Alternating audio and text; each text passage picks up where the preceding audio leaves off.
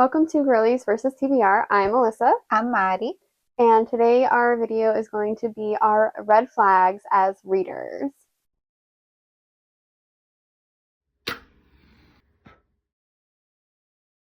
So, Alyssa, what in particular made you want to talk about this topic? I got the idea for this video after I went home with a whole stack of books. Some of them I've never read the author. I don't know the series. I went home with a stack of books that were just pretty covers. And I was like, damn, this is a red flag. Me buying books, multiple books, just straight up based on the cover. Just adding them to my bookshelf. I mean, if they're really pretty, can you blame us? I like to own pretty things. And have it really pretty on your shelf. Yeah. So a sprayed edge, a nice cover. I mean, there's some that they just spray the edge, but like a nice stenciled sprayed edge. A stenciled one is really nice. Ooh, the way that would make my heart beat walking through that bookstore. Yeah, buying books based on the cover is a big red flag. Another example, a series that I never would have thought to read before, and then I saw the cover, and it was A Hunger Like No Other by Cressley Cole. I saw this cover, and I was like, I need that. It's just so aesthetically pleasing. The colors and everything they did for these are so nice. When I went to go add it onto my Goodreads, I saw the old covers, and I was like, yeah, no, I would not have read that if it was the old cover that I saw. And we'll put up the old cover to see the difference between the two. I am really glad that I picked this up because I really did like it a lot. So I'm glad they changed the covers. And I'm glad you told me to read it because it was amazing. Yeah. Another red flag that we have is the trigger warnings page. When you open a book and you see that trigger warnings page and you're like, yeah, that's for me, thank you. That's a red flag. The long list at the beginning of all the dark romance books. Butcher and Blackbird, I'm looking at you. That trigger warning page was insane. And we were just like, yes, thank you. Honestly, for all three books, I just, before I bought it, I kept looking at them and I was like, this list is getting longer. I'm excited to get to that part in Scythe and Sparrow. I haven't read the trigger warnings yet. There's one about cotton candy. Oh, I did see that. Yeah. That one's going to be interesting. Yeah. The dedication, if they have a really good dedication, then that will make me read it. Or, because I like to flip through, I flip through the books before I, I'm like, let me just see. A really good first line will also get me. So, or like first little paragraph, first little snippet that I'm reading. If that gets me, I don't care what the book's about. I don't need to know what the book is about. I will buy it. That gets me a lot. Add to cart. Exactly. Add to cart. Yeah. Add to TBR. And it's just read whenever. Let's emphasize read whenever. Another red flag is the one quote that I be seeing on social media. Yes. That gets me all the time, especially if it's one about the guy saying it to her or like a spicy scene. Immediately add to cart. Like I cannot hold myself back. I'll be like, okay, well, I'm gonna read this at some point because that got me. Yeah, either that or like banter too. If they post about the banter, I'm like, oh, god damn it, I need to fucking read this. Banter's good. Banter's good. Add to cart. Add to cart. Yeah. And another red flag would be jumping from book to book. Yes. Or stopping a book to then read another book, to then read another book. And that's a red flag. A red flag. Because I did that last week. I started two books. Two fantasy books, by the way. And I stopped both of them. One, like, maybe 30% in. The other one was, like, more than halfway. And I stopped to then read another book. That's so bad. I know. I just couldn't help myself. I mean, was it's like, fine. No judgment here. Yeah. You just accept it and move on. Not DNF, though. I paused. Yeah. We'll revisit that, hopefully. Yes. If not, then that would mean a DNF. I'm definitely like, I can never stick to one genre. I jump around from like fantasy, romantasy, contemporary a lot. I'm in a little bit of a like contemporary moment. Yeah. So I'm reading a lot of contemporary romance, but I'll get back to the fantasy for sure. I don't know if it was because in January I read so many fantasy books that the two fantasy were just not hitting right. And I was like, I think my brain needs something else. Another red flag. When I am shopping for a book, okay, and I don't read the synopsis, which, yeah, but I'm like, do I want to read this? I'm not sure. And so what I will do is I will flip straight to the smut and make my decision based on that. It's mainly for, well, actually, no, it's for both. I was going to say for contemporary, if I'm like, I don't know if I'm going to like this author or whatever, I'm really good at it. It's a little concerning about just opening the book and being able to find the smut. Spider sense. Yeah. You know, get that little tingle of being like. And then fantasy or romantasy. I like romance in my fantasy, right? So sometimes I do want to check that there's romance in there before I read it. So I'll flip to the smut and the fantasy ones too. Like, why not? It depends on what mood I'm in. Some of them I read are fine. They don't have anything, and it's fine. But if I'm not reading the synopsis, I need to know. I mainly do that though if I'm like on the fence about reading something. If I'm like really, really interested in it and I have like heard things about it and stuff, then I'll just buy it and read it. But yeah, if I'm on the fence, sometimes I use that as a decider. Valid. Yeah. Valid. Sometimes I do that too. My next red flag, it's hard for me to admit this, is buying the whole entire series before reading the first book, not knowing if I would like it or not. Yeah, that's a red flag. Red flag. Although I am also guilty of doing that, especially if there's the sprayed edges. I'm like, they have to match, so I will just keep buying them. Or if it's like an author that I like. Yeah. Like I have some right behind you, like Elsie Silver's book. Yeah. Like I know I'm gonna enjoy them. So I bought all of them. I also have Shatter Me. I bought the box set. I just had a feeling that I would like it. I'm hoping that I really like it because I have the box sets. Yeah.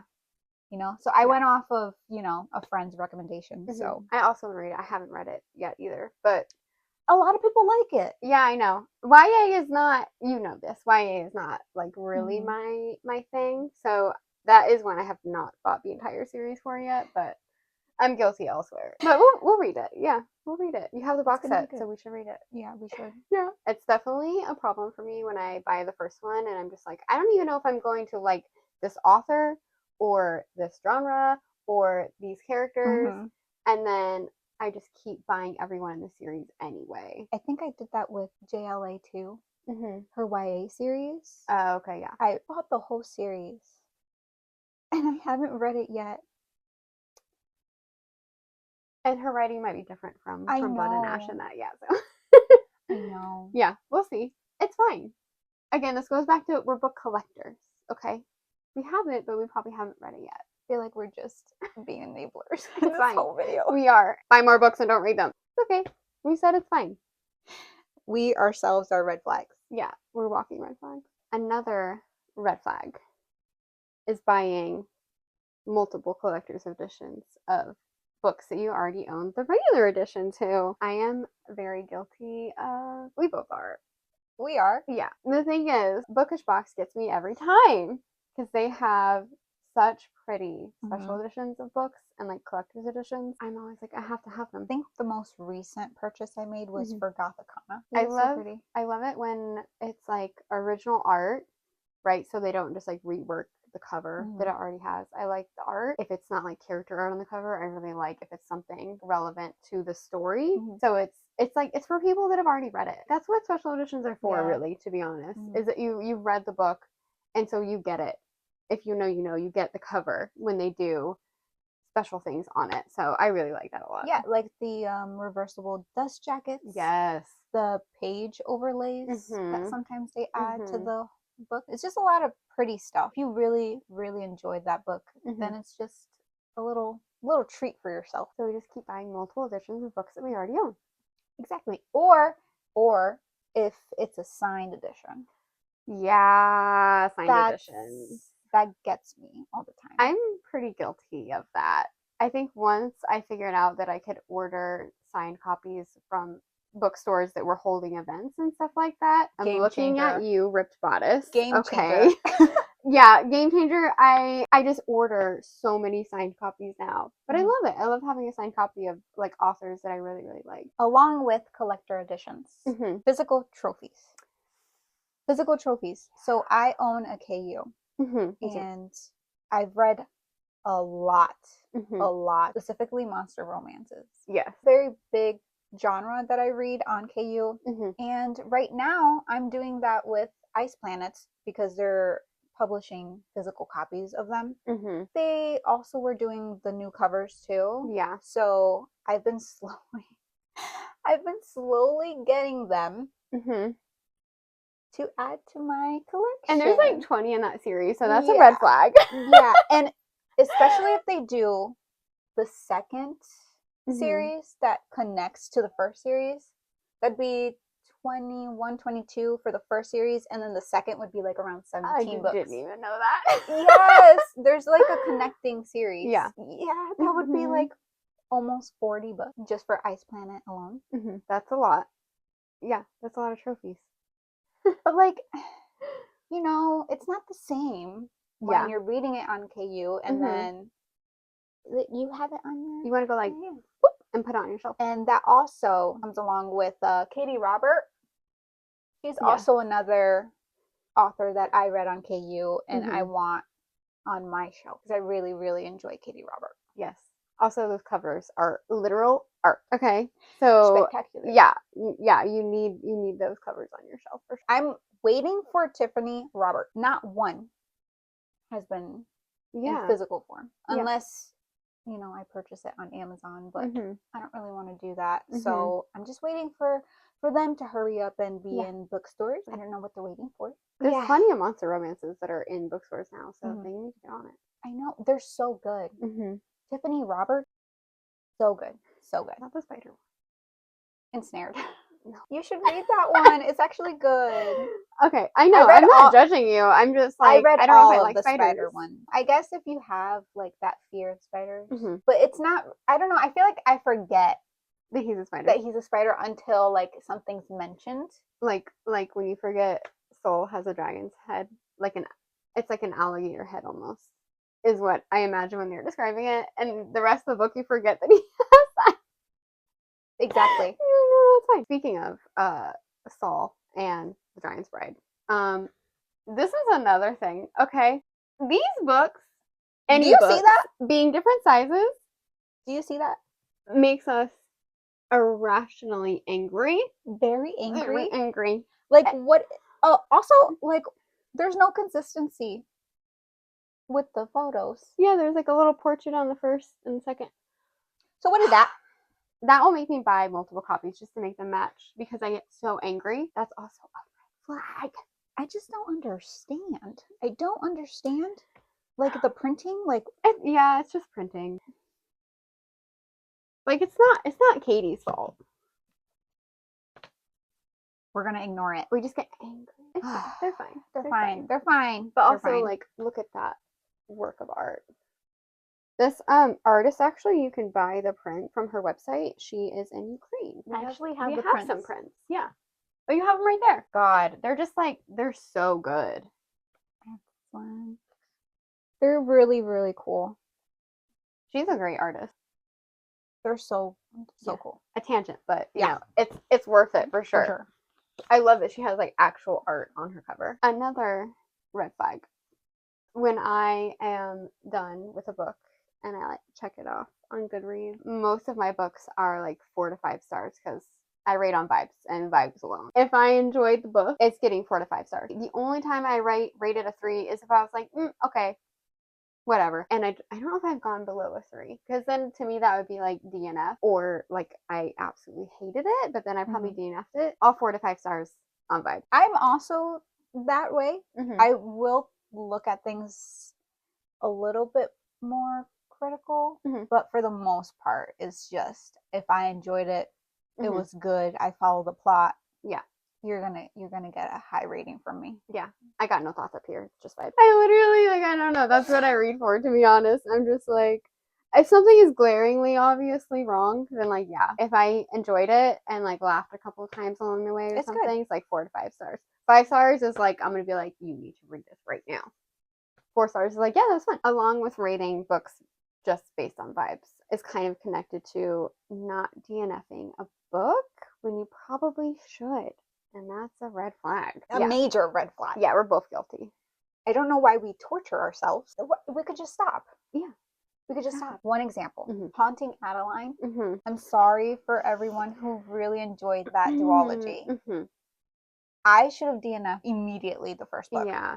Like right when shit hit the fan, I should have just been like, that's it. Yeah, I didn't need to keep reading that. We both read both books. We both finished both books. And we were both like, why are we keep reading this? There was a sense of needing to know what was going to happen. Yes. But not because I enjoyed it. I wasn't enjoying because it's this like duology. Everybody's favorite. So you're like, I need to know why. I need to know what happened. At the end of book 1, I was like, I need to know what happens in book 2, just because I need to know where it's going. But I didn't really need to know because it caused me trauma. Sometimes I have flashbacks to this day of the things that happen in that book. But we both read dark romance. Yeah. So it's like, it's not that it was dark romance. Yeah, no. It was another level. Yeah. Completely. Yeah. Entirely. So we just needed to, That was a major one that we should have just stopped. Yeah. I don't know why. I don't know why we didn't do that. I was really proud of myself, like, kind of recently I was listening to a book, and it was like a hot mess. I remember I was texting the group chat about it constantly. Because I was like, it's like a contemporary romance. Like, it's gotta be fine. I kept listening. I think I DNF'd it with like 2.5 hours left because I was like, I cannot take this anymore. And I had to stop. So I was very proud of myself for stopping that. I was like, I don't need to know how this ends because it's probably not well. And what book was that? Should I say it? I guess I should say it. We already mentioned Haunting Adeline. It was The Ride of Her Life, a gay cowgirl romance, which I love cowboy romance. And I was like, this looks so cute.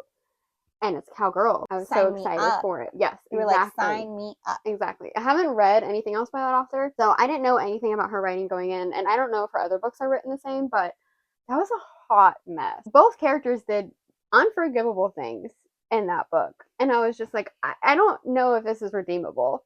And I had to stop. And like, this is not to come at any authors at all. Or anyone that likes those books. Yeah, it just wasn't our... It wasn't a cup of tea. Not any judgment or anything for those who like it. Yeah. It's just not something that we enjoyed. We need to get better at DNFing books. Just stop. Quit. Just stop. After the one that I did DNF. Another red flag for immediately adding to cart any gay books. Yeah. Any queer books. Yeah. I need it in my life. And you know, it's not a red flag. It's not. I feel like it's not too. Gay, give me gay. I need it. Very big impulse buy. Yeah. I'm like, ooh, a gay retelling of Dracula? Add to cart. Maisie Eddings, late bloomer. That's redeeming things for me. Amazing. I love Maisie Eddings. She's a good author. So I was like, okay, this is going to be the next one that I read because it's going to be better. I have faith in Maisie, and it is so far. So I'm good. I'm so happy for you. Yeah. Because that was tragic. It was really bad. Another red flag for me personally, which ends up being kind of hilarious. So funny. Is that I do not believe any character deaths. Okay? I will literally Delulu. I will just, someone will die, and I will keep reading the book, and I'm like, no, it's fine, they're going to come back. It's fine, they're going to come back. And there might be some spoilers for this. Spoilers, if you haven't read some of these series. ACOTAR. And basically anytime somebody dies in ACOTAR, which, you know what, I was right though. They came back. So I was not fazed at all. I'm like, someone dies, I'm like, okay, it's fine, they're gonna come back. And then in ACOTAR, you turn the page and they're back. The only one that got me was spoilers for Throne of Glass, the 13, which is trauma. God. But I was like, there is no way that Sarah J. Maas is going to do this to us right now. And I didn't believe it for the rest of the book. Bit. Yeah. I was like, no, it's fine. It's fine. It was not fine. Traumatizing. It was trauma. PTSD was developed after reading that scene. I'm just like, I mean, in my head, they're alive. They didn't sacrifice themselves at all. No, they didn't. I will literally read the scene and then just refuse to believe that character is dead until I know for sure. For sure, I need to see the body. And then I'll be like, okay, they're dead. Well, they're not really dead. They're always alive in your heart. Another red flag is forgetting what you just read.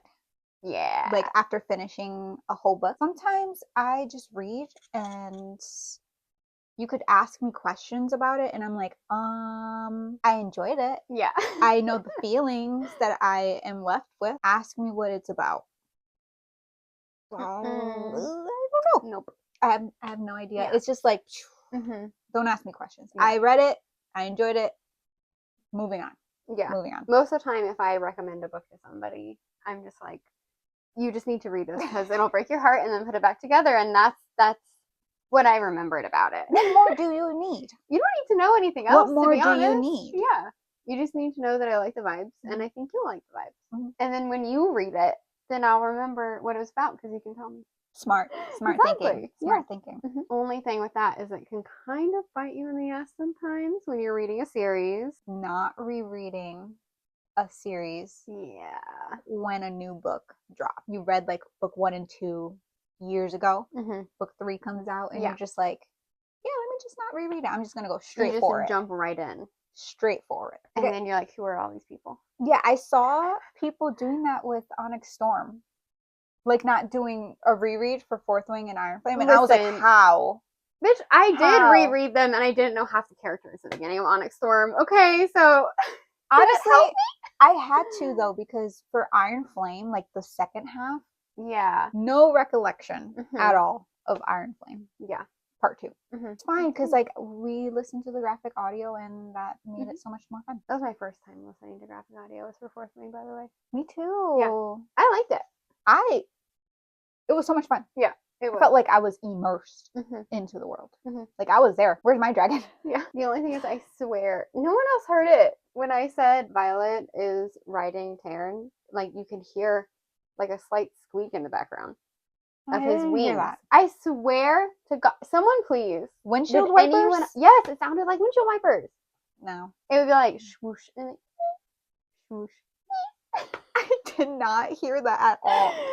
There has to be somebody else that knows what I'm talking about. Please, for the love of God. I'm glad that I don't know what she's talking about because imagine me reading that and picturing dragons with windshield wipers. That just no. Yeah, no, I don't recommend because the whole time I was like, see, there it is again. Oh my God. It was so bad. Such a you thing. Yeah. Our last red flag is being so excited on a release day for a book, going to the bookstore, looking through the whole stack to pick the perfect copy, and then putting it on your shelf and not reading it for like God knows how long. So excited to read that book, okay? And then you buy it and it just kind of like sits on your shelf. And that's also why we can never follow our TBR. No, there's so many books and so many times where you're just like, I don't want to read that right now. Exactly. So you pick up another one and then you pick up another one. Yeah. And so on and so on. And it just keeps going. And it's a vicious cycle. And you're like, I've had this forever and I need to read it soon. But will you? And that is why we are always losing the war against our TBR. Always. Always. Always. Yes. There's no winning. No, there's not. Never it any just keeps winning. growing. But yeah, looking at my TBR in the corner, I'm just like, it's so long. Yeah. So long. But you know what? This is part of the fun of reading. Having so many options. And it's options. It's called options. Yes. It's not called a problem. Yeah. It's options. I keep listening to like audiobooks that were never on my TBR at all. I'm just like looking for new audiobooks to listen to. That's me today. It's so bad. That was me today, this morning. I was like, I want to start a new audiobook and I'm looking at Hollow Heathens. It's an ether. And that was our very short, only a few, list of red flags as readers.